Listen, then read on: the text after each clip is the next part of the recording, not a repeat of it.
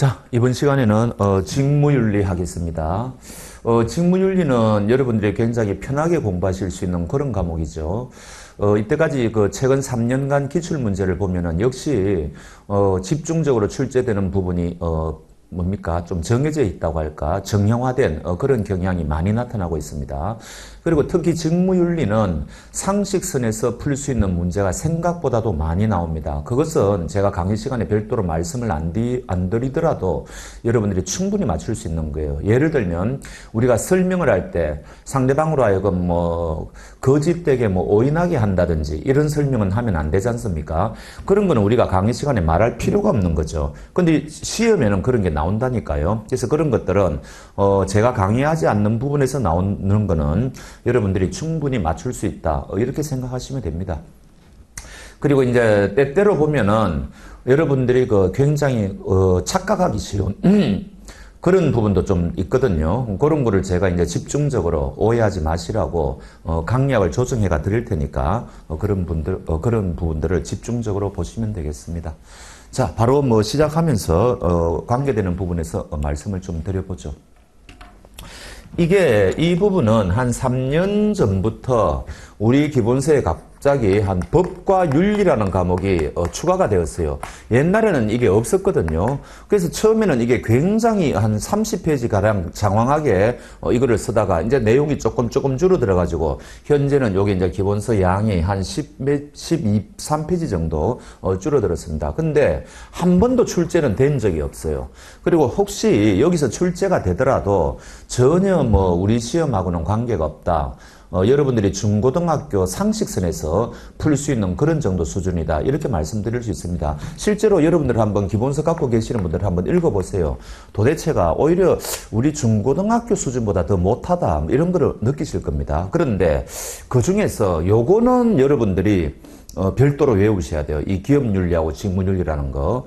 그리고 제가 이제 항상 말씀드리지만 우리 기본서 뒤에 객관식 문제가 좀 있거든요. 금년도에는 한 서너 문제 더 늘어났는데 그것은 언제라도 출제가 가능한 그런 문제라고 생각하시면 됩니다.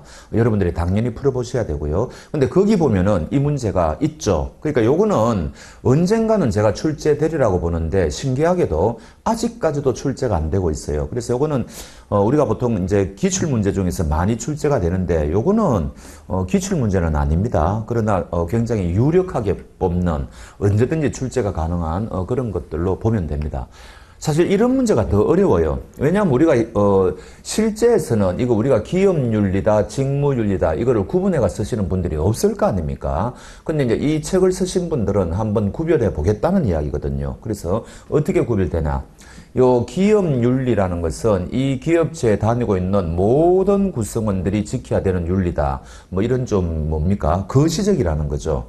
그러니까 당연히 추상적일 수밖에 없고 포괄적일 수밖에 없겠죠. 근데 요 기업체에 다니시는 분들이 각자가 맡은 업무 영역이 있을 거 아닙니까?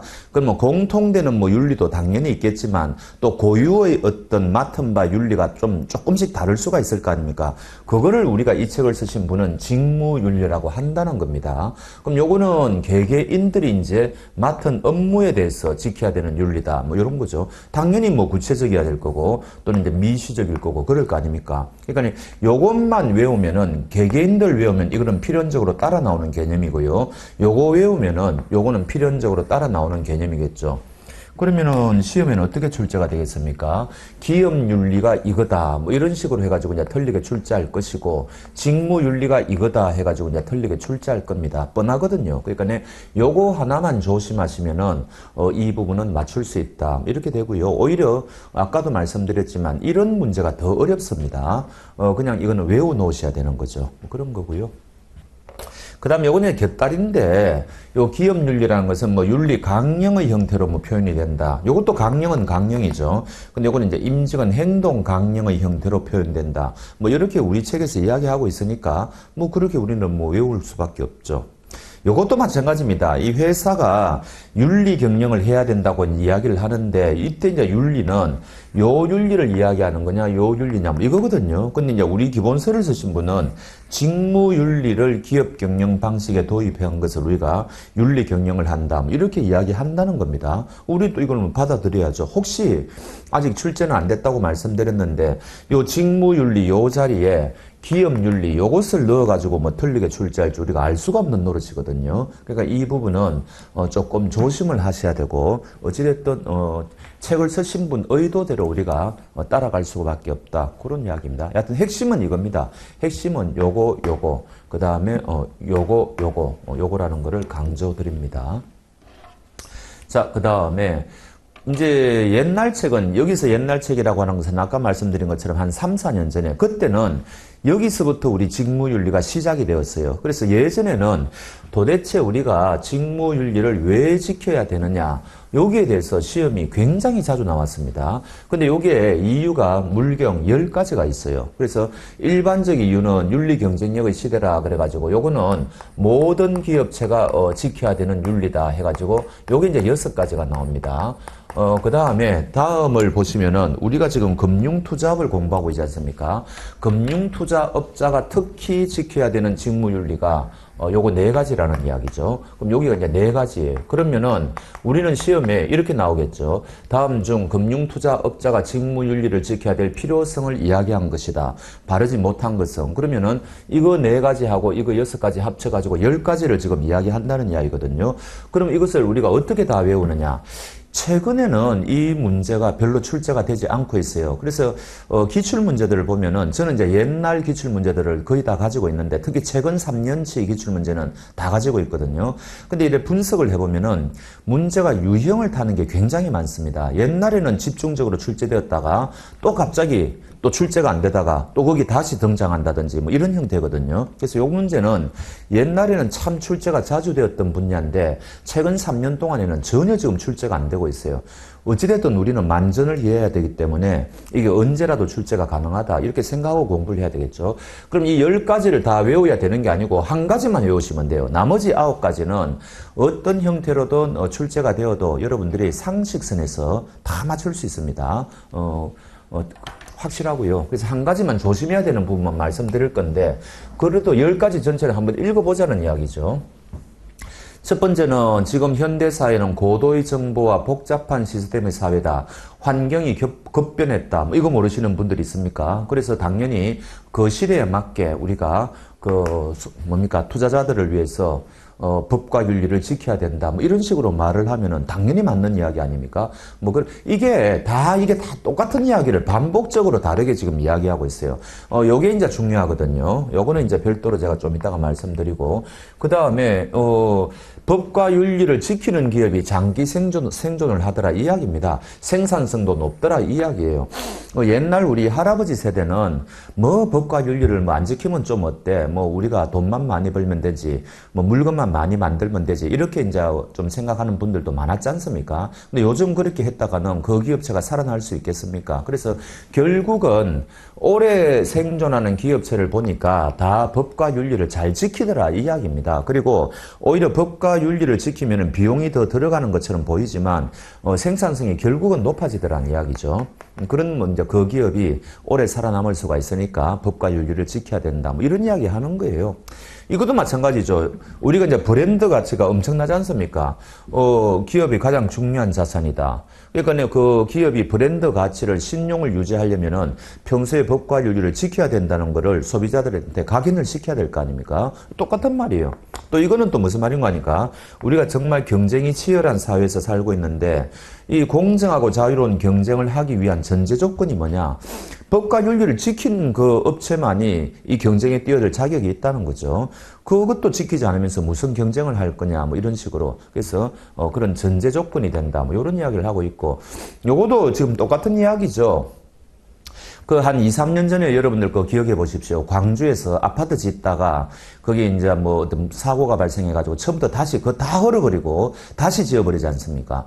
그러면은 그 해당 건설업체의 그 브랜드 가치도 엄청나게 실추되었을 거고 국가적으로도 엄청난 마이너스가 발생하고 거기에 입주하려는 사람들도 엄청난 마이너스가 발생하고 전부 다 엄청난 마이너스가 발생하지 않습니까? 그래서 법과 윤리를 지키지 않으면은 사회적 비용이 엄청나게 증가하고 기업의 평가 가치가 실추한다는 거죠. 그러니까 법과 윤리를 지키면은 전체적으로 사회적 비용도 감소할 거다. 평판은 증가할 거다. 지금 이야기하는 거예요. 이거 모르시는 분들 누가 있어요? 그러니까 이거는 우리가 그냥 한번 읽어보고 두 번 다시 읽지 않아도 되는 분야다. 이런 이야기입니다. 어떤 식으로 출제가 되어도 여러분들이 다 적응할 수가 있어요. 요것도 우리 기본서디의 문제로 여기 문제화되어 있는데 요 포함이라는 거를 조금 조심하시면 돼요. 요 자리에 이제 요거를 제외라고 해가지고 틀리게 낼 겁니다. 그러면 이제 요거는 여러분들이 순간적으로 이게 무슨 소리지? 이렇게 조금 헷갈릴 수가 있거든요. 요거는 기업체가 기업을 운영하면서 많은 비용이 발생할 텐데 한데 비용이 적은 쪽으로 지금 가야 될 거 아닙니까? 이때 이 비용에는 굉장히 다양한 비용이 있을 건데 위험 비용이라는 것도 요 비용 속에 포함이 되느냐 이런 이야기입니다. 포함된다는 거죠. 그럼 위험 비용이 포함된다는 말은 법과 윤리를 지켜야 되느냐 그 문제하고 이제 직결이 되는 거죠.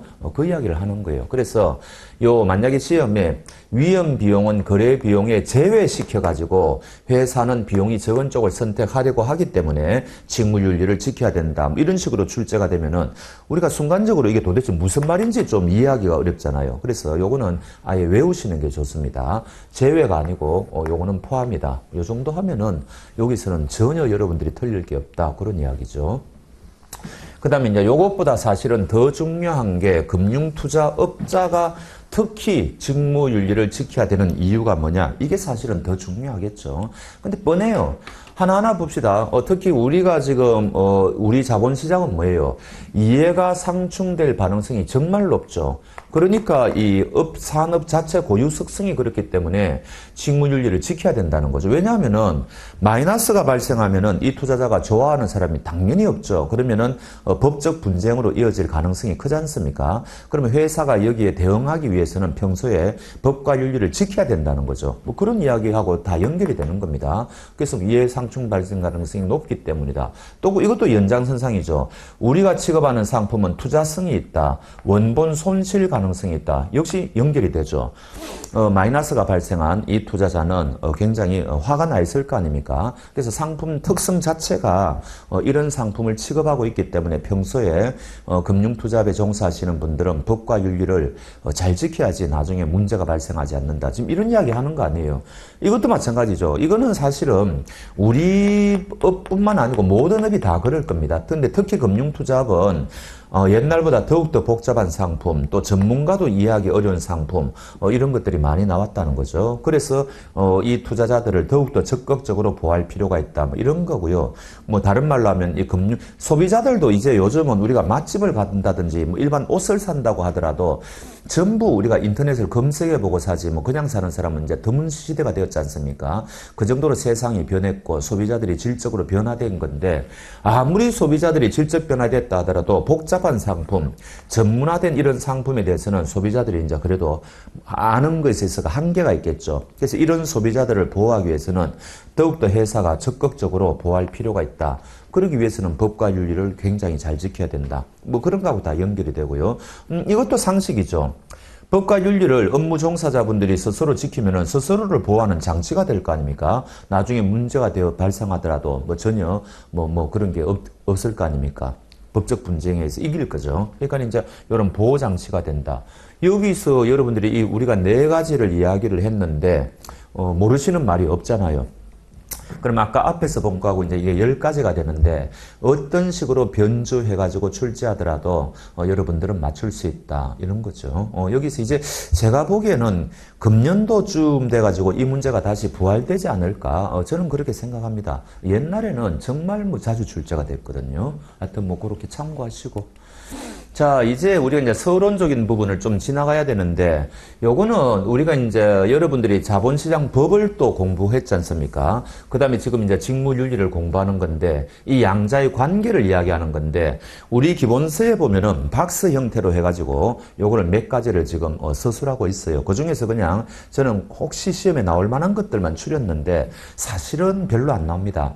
우리 박스 형태에 있는 거는 출제되는 게 적어요.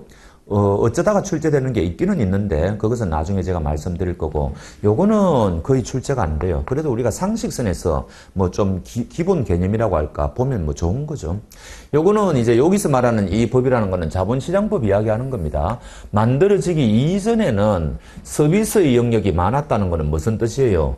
법적인 영역이 아니었다는 거죠. 요거 대표적인 게 뭔가 하니까 설명 의무 같은 겁니다.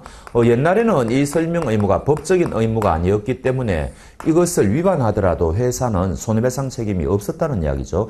그러니까 굉장히 이제 사회적인 문제가 많이 발생하니까 자본시장법을 만들 때는 이걸 이제 법적 의무로 만들었다는 거죠. 그래서 이제 법과 윤리의 관계를 지금 이야기하는 겁니다. 요거는 아시다시피 우리가 이제 자본시장법에서 봤죠. 옛날에는 열거주의였는데 이제는 정권의 개념이 포괄주의로 바뀌었다. 그러면 우리가 이제 취급하는 상품이 굉장히 많이 늘어났을 거 아닙니까?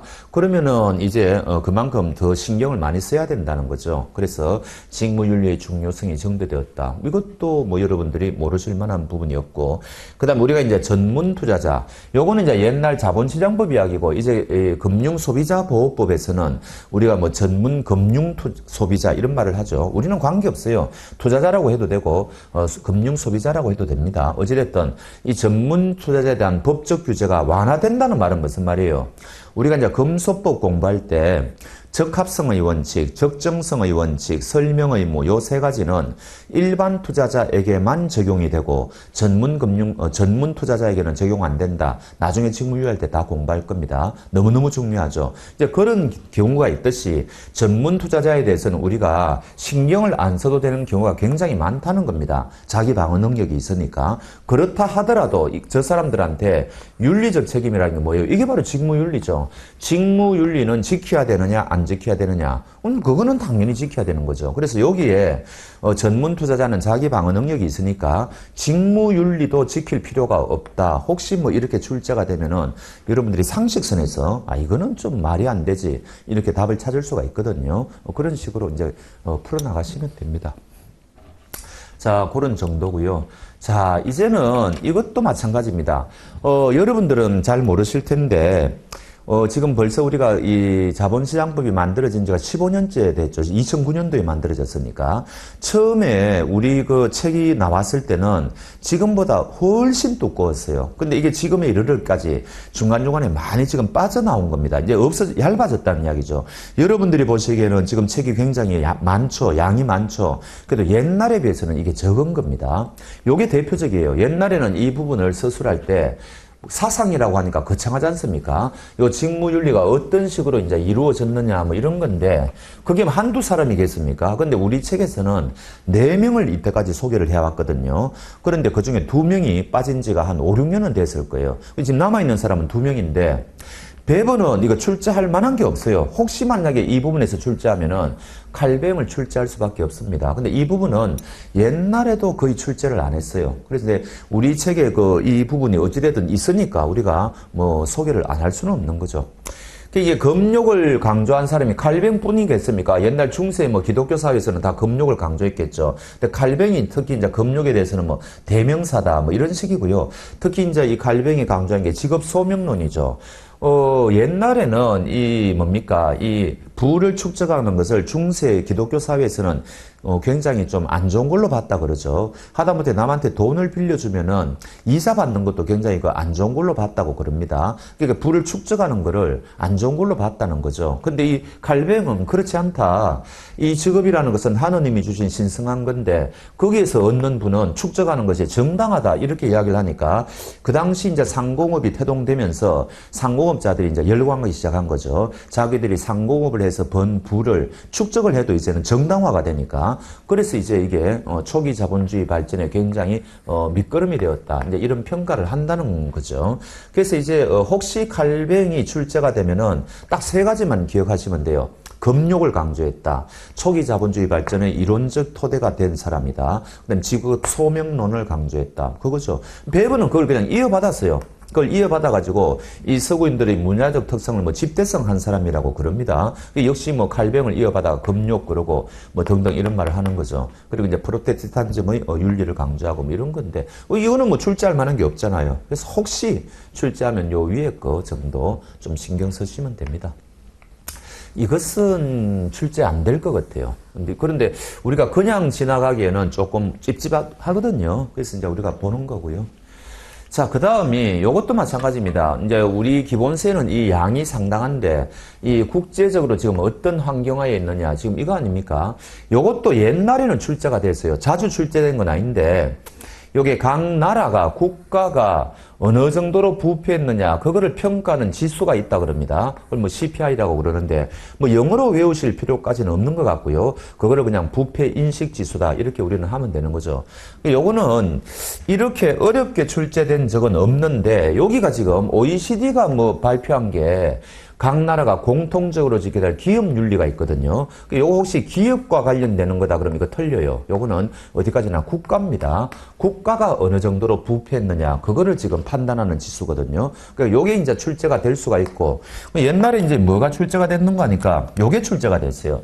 다음 중 각 국가별 부패 인식 지수 CPI를 발표하는 기구는 해가지고 완전히 의외타 문제로 이제 출제가 된 거죠. 근데 지문을 보면은 뭐 1번 UN, 뭐 2번 뭐 WTO 이런 식으로 막 뭐 번지수가 다른 걸 출제하다가 이제 4번 지문을 보면은 여기 투명성이라는 말이 있잖아요. 그러면 우리가 잘 모르더라도 뭔가 모르더라도 뭐 여기서 뭐 발표하는 모양이다. 답을 찍을 수가 있는 거죠. 이제 그런 식으로 조금 오래전에 이게 출제가 된 적이 있습니다. 그래서 말씀을 드리는 거고요. 그 다음에 요것도 출제가 가능해요. 우리나라는 높게 평가되고 있느냐, 낮게 평가되고 있느냐. 지금도 우리나라는 낮게 평가되는 게 안 좋은 겁니다. 우리나라는 지금 부패가 좀 심하다 이런 거예요. 그래서 우리나라는 낮게 평가되고 있다. 그렇게 이야기를 합니다. 그러면은 요 위에 거하고 요 밑에 거를 묶어가지고 뭐 한 문제 정도 출제는 가능한데 영 이것도 뭐 옛날에도 출제가 잘 안 되었고요. 뭐 지금은 또 말할 것도 없고 그래서 우리가 그냥 한번 보는 거죠. 요 위에 거는 뭔가 하니까 우리가 객관식 문제라는 게 뻔하지 않습니까? 요 이제 각 나라 기업체가 공통적으로 지키는 뭐 윤리 강령이라는 것을 OECD가 발표한 모양인데 이게 법적 구속력이 있느냐 없느냐 이게 포인트예요. 없다는 거죠. 그러니까 이제 법적 구속력이 있다 그러면 틀린다는 겁니다. 그래서 요거 하나만 조금 신경 쓰시면 돼요. 근데 그러면 법적 구속력이 없으면은 지금 뭐하러 발표하느냐? 각 나라의 그러면 기업체들은 안 지키느냐?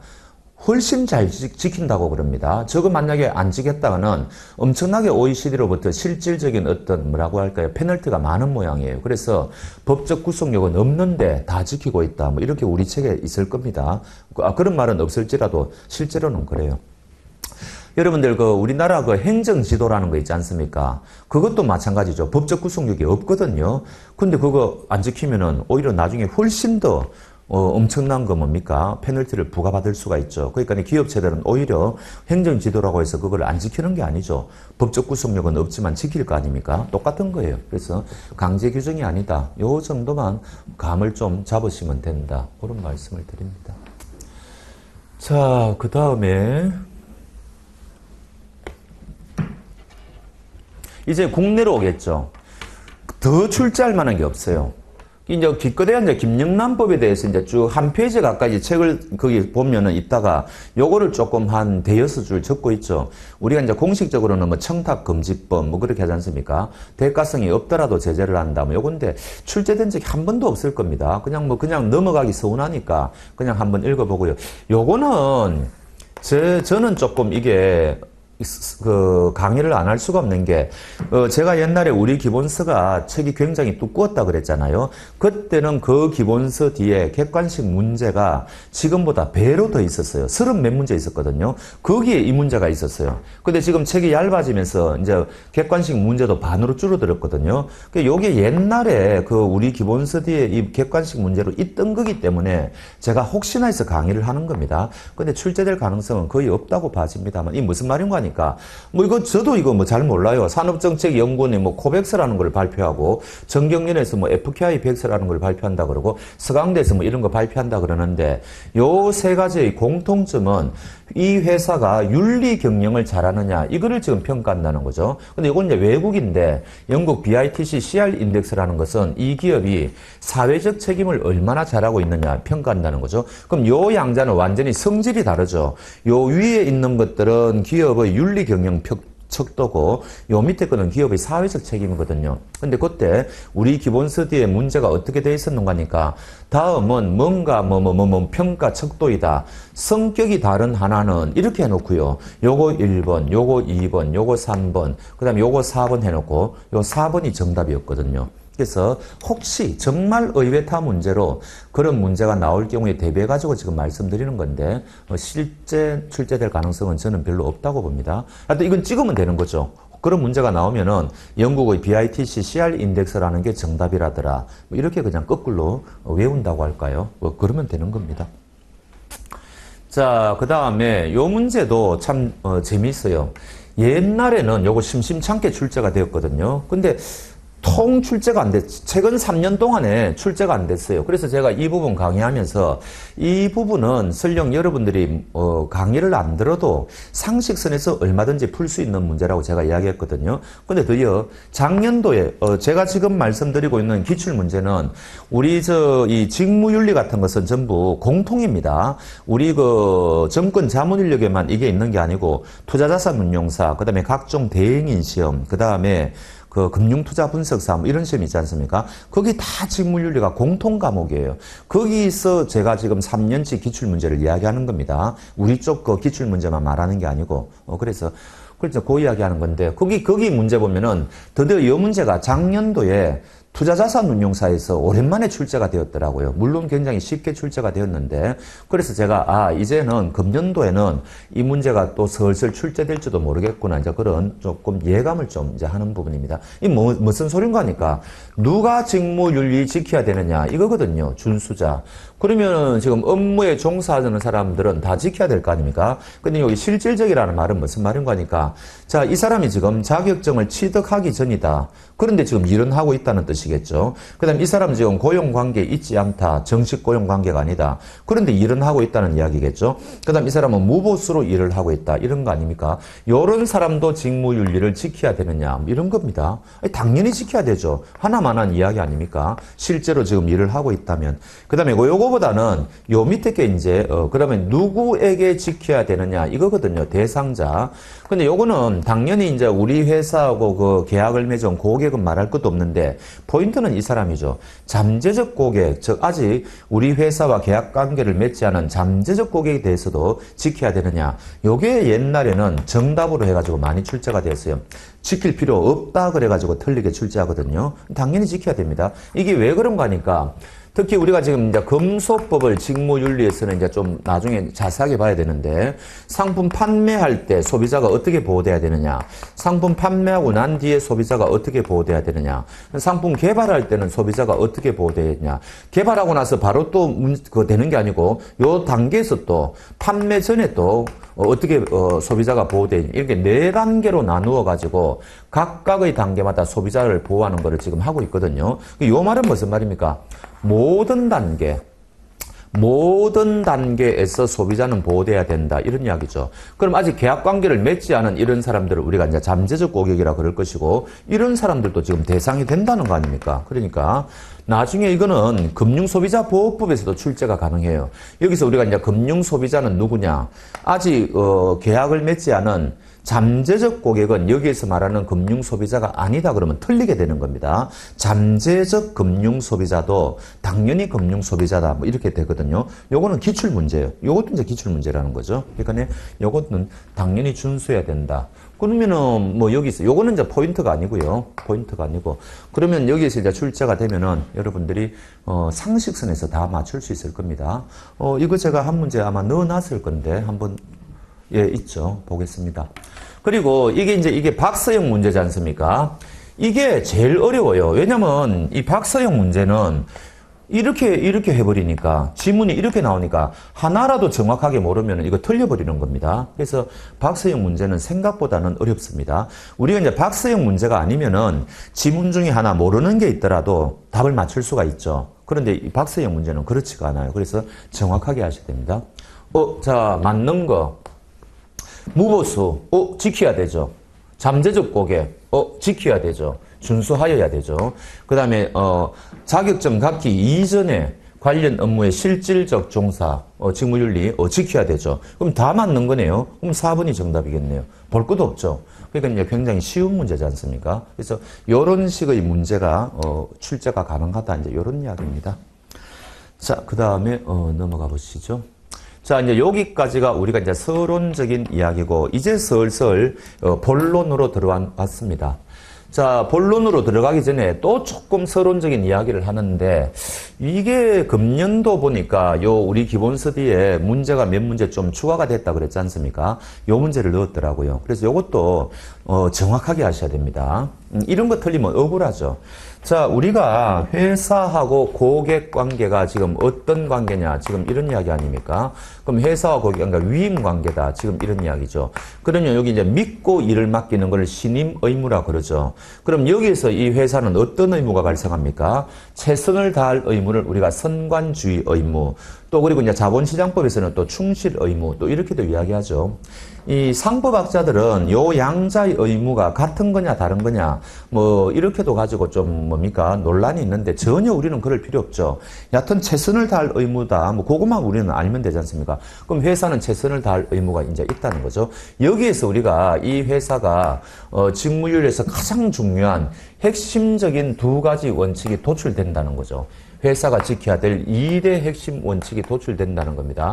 근데 이거는 너무 추상적이거든요. 요거 외우셔야 돼요. 그래서 고객 우선의 원칙하고 신의성실의 원칙인데 요거를 우리는 외워야 됩니다. 근데 고객 우선이다. 신의성실이다. 너무 좀 추상적이잖아요. 그래서 여기에서 요거를 좀 구체적으로 이제 만들어야 된다는 거죠. 그게 이제 어떤 식으로 만드느냐. 이해상충하면 안 된다. 이해상충을 방지해야 된다. 그 다음에 금융소비자가 보호돼야 된다. 이게 바로 그 금융소비자보호법이죠. 그래서 요 두 가지 원칙을 구체화한 것을 요거 두 가지라 그런다. 이제 법으로 구체화했다는 거죠. 법자 우리가 시행령이라든지 뭐 가보면 굉장히 구체적으로 돼 있지 않습니까? 그 이야기 하는 거예요. 그러면 여기에서 원칙이 4개 나와요. 고객 우선의 원칙, 신의성실의 원칙, 이해상충 방지 의무, 요것도 이제 원칙이라고 치고요. 금융소비자 보호 의무, 뭐 금융소비자 보호 원칙 이런 식으로 하면 4개 나오거든요. 그럼 이걸 막 섞어내겠죠. 다음 중 직무윤리의 2대 핵심 원칙은 1번 이거, 2번 이거, 3번 뭐 이거 이런 식으로요. 4번 이거 이런 식으로 여러 가지 조합이 가능하지 않습니까? 그러면 그런 문제 맞추기 위해서는 요거 두 가지가 핵심 원칙이다. 그렇게 단답형으로도 출제가 가능하고 또 지문상으로도 이렇게 출제가 가능하죠. 고객 우선의 원칙과 신의성실의 원칙은 직무윤리의 2대 핵심 원칙이다. 그럼 순간적으로 그런가 싶기도 하고 맞는 것 같기도 하고 틀리는 것 같기도 하죠. 그다음 요거 두 가지 의무는 직무윤리의 핵심 2대 원칙을 구체적으로 만들어 놓은 것이다. 뭐 이런 지문이 나오면 또 그런 것 같기도 하고 좀 헷갈리죠. 조금은. 그러니까 요거를 미리 딱 미리 외우셔야 됩니다. 외우는 게 제일 좋죠, 이 부분은. 그래서 요거 두 가지가 핵심 2대 원칙. 그 다음에 요거 두 가지가 구체적으로 해놓은 거다. 그런 이야기를 합니다. 자, 그 다음에 넘어가 보겠습니다. 그 이제 신의성실의 원칙은 한 문제에 출제할 수는 있어요. 실제로도 출제를 좀 했는데 옛날보다는 이 중요도가 많이 줄어들었어요. 우리가 판례는 시험에 안 나오거든요. 근데 여기가 이 책이 바뀐 지가 한 3년쯤 된 것 같습니다. 재작년. 그 이전에는 요 신의성실의 원칙에 판례가 하나 들어가 있었어요.